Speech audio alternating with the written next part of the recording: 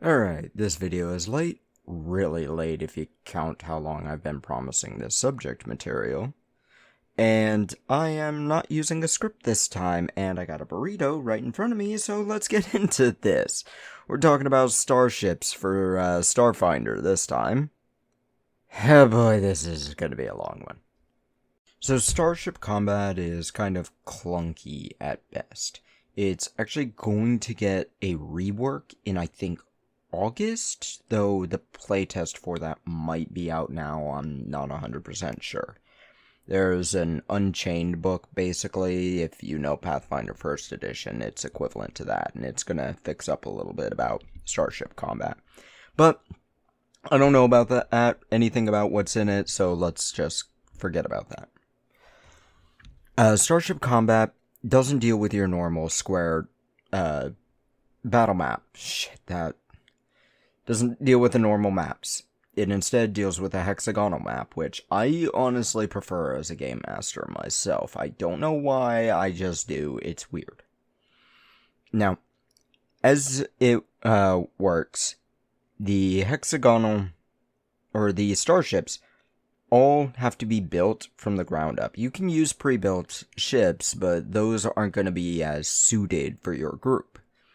Game Master should probably make them himself, unless you want to spend a full 3 sessions of 4 people at a table debating with one another. It's gonna happen no matter what, let's be honest, so do whatever does best for your group. They've got several different parts, and I am not gonna go into how to make a starship. Instead, what I'm going to go into is how Starship combat actually functions. If you want a starship that, how to make a starship video, I'd recommend looking into the Maple table. I'll try my best to remember to link a video down below. I can't promise that, but I could go back and fix it if I forget. Why am I still talking? Get on with it, boy. Anywho. So, at the beginning of every round, every single pilot of their ships, in some ships there will be multiple pilots, you take the highest skill check for piloting and roll it. The highest number actually goes last for a very good reason. As you go through each person going from lowest piloting check to highest, you move the ship and declare your action. Everyone in that ship can do their actions too. For example, the engineer should go first. He can overcharge some things, overclock other things, repair this, fix that, redirect shields, and many other things. There's a long list. In that same situation, you could have the science officer or magic officer, or possibly both, making scans of the enemy ship in order to find weaknesses or figure out where most people are or what people are doing on said ship. It all works, really. Now, with this all being done, you do not actually fire on your turn. You can declare what you're firing in what direction, because certain guns will only be facing in certain directions. So, say you have a gun on the starboard side. That gun can only hit the starboard arc. Same with forward-facing arcs, after arcs, and port arcs. For those that don't know, here. If you still don't know, I can't help you. It's boat lingo. I'm a Navy family, so. Anywho, as everyone makes their calls of what they're doing and what they're going on, the game master will end up asking, alright, make this roll, make that roll, do these, do this, add this because that person did this other thing, subtract this because the enemy did that thing. There's also the captain, whose whole shtick is basically, oh yeah, demoralize the enemy and give your allies buffs.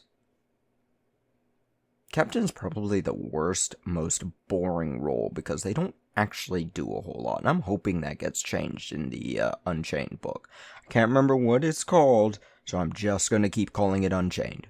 Now, at the end of the round, all shots, where they are going, and how they are being used, are declared, or are resolved. Everybody, including the game master for NPCs, rolls dice if, the shot's actually in the direction. Because of the last, or best goes last thing, the target could have moved out of that arc and thus be completely immune to that arc's shots. That's why tracking shots are probably the best. They're slow, but they are much more likely to actually hit. Now keep in mind, churning also has rules. Different ships with different speeds churn at different speeds. You will see on your Starship sheets a number next to churn. 1, 2, 3. I think there's a gargantuan ship or colossal ship that goes like a 6 churn. You need to move that many hexagons in order to move or churn one flat line thing on the hexagons. My wording is awful. There's also speed, which isn't measured in distance, but instead hexagons as well. And unlike with on-the-ground combat, you can move over an enemy spot. You just can't end in it without incurring, say, attacks of opportunity or anything, because space is a 3-dimensional area. There are many different special maneuvers you can make as well, most of which will end up being considered rather worthless. Except for possibly I can't remember if it's the barrel roll or the helix roll, but one of which you need to do when you're trying to board an enemy ship. Boarding is what most players are going to want to do in this case, because the starship combat is just kind of long and tedious. You gotta break through the enemy shields first. When you do that, they can still recover shields, though not a whole lot. You then need to shoot at the enemy ship, beating their damage threshold and their critical threshold. Damage threshold, if you don't get more than that number, the ship's not taking damage. If you don't get more than, or every critical threshold point you get, you roll another, I think, d20, and it tells what on the ship got damaged 1 point. You do not need to absolutely destroy a ship. You can just immobilize it and win that way. Some ships will still try and fight after being immobilized. They won't do very well, because unless they have a turret or a tracking shot, it's just not going to do all that much. And even then, you can still just fly out of range. It's honestly an absolute clusterfuck of a system that has so much, and the core rulebook stuff is like bare minimum. It's not good. However, there is the Starship Operations Manual, which adds a lot and fixes a lot. It's still incredibly clunky, but it really does help. Before running a starship fight, I would actually recommend sitting down and reading both books just about the starships. And I mean page by page, as though you're reading a novel, like I did with my Pathfinder Worldscape comic last night.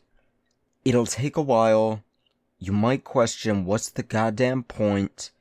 You'll get the idea very well, but there's still just some things that get changed going from the core rulebook to the operations manual.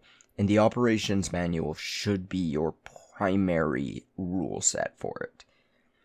Most books add more things for starships. For example, the Alien Archives have living starships.